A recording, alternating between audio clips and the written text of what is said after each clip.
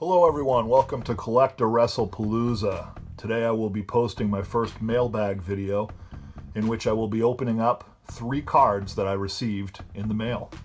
First card here, it's in an envelope, so I'm guessing it's a raw card.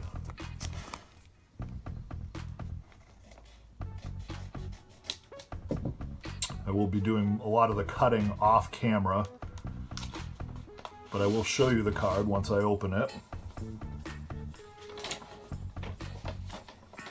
Oh, very nice. A little message from the seller. Thank you for the purchase. I'll be sure to give them a high rating.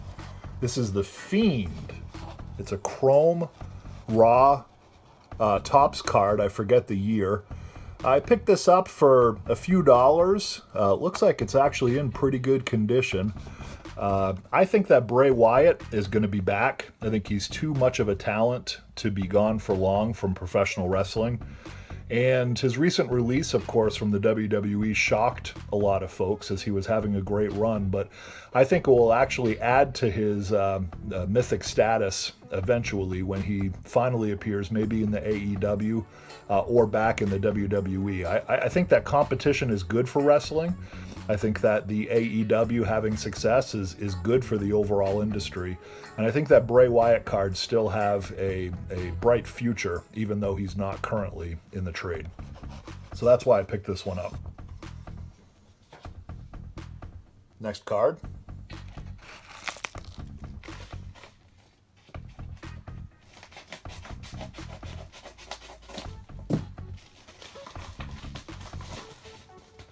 This one's double wrapped in 2 envelopes. Now, one thing that I do when I purchase cards from eBay, I save all of the wrapping that it comes in and reuse it to be distributed again on cards when I sell them.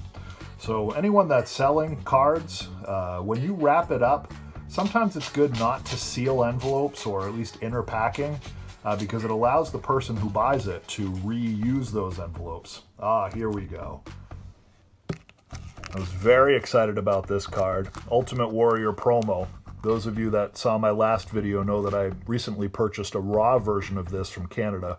This is a PSA graded version, 1990 classic WWF Ultimate Warrior promo, excellent mint 6.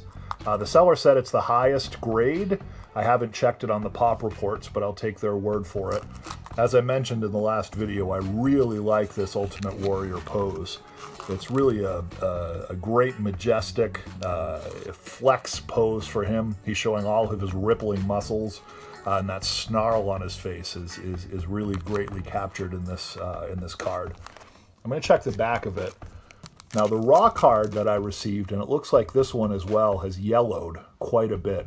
I don't know if the promo cards were perhaps printed on a different material. I know that the raw WWF Classic 1990s that I own from my childhood, the backs are pretty white. This one is yellowed, and you can see that the color has actually bled into the back a little bit. So you can see somewhat of a halo effect of the pink on the back of the card. So I'd be interested to know if other folks that have the promos have been experiencing the same thing.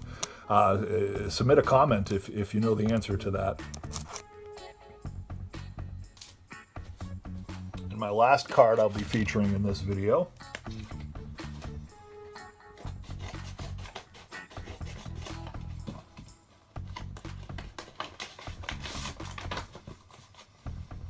This is nicely wrapped. You can see the seller sandwiched it between 2 pieces of cardboard. I like that.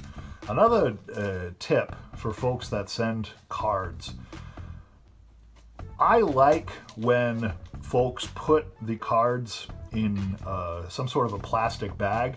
Now, I definitely would support not, using a plastic bag just for that purpose. I mean, certainly reuse or recycle a plastic bag you might have around the house. But one thing that tends to happen is if these are mailed through the USPS, as you know, a lot of our mail carriers will distribute the package right into your mailbox.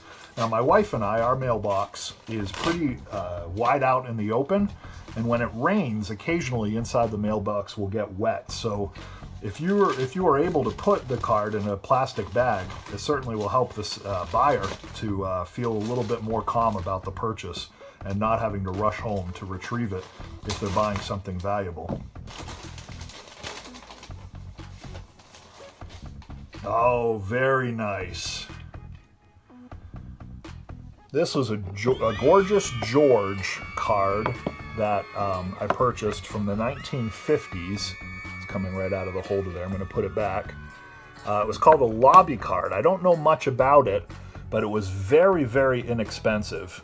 And I feel that these cards, at least for the key names in the golden age of professional wrestling, these are great investments. I picked this up, I think, for under $10, and it's an authentic 1950s gorgeous George card.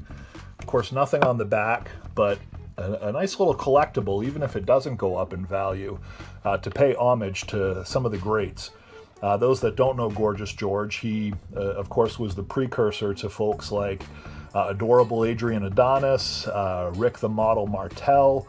A lot of that persona was first done by Gorgeous George. He came to the ring in an elegant cape and was very concerned about his hair. You can see his hair is nicely coiffed there. Looks like he might have had a perm this morning. He doesn't look like a huge man. His head is actually pretty large compared to his body.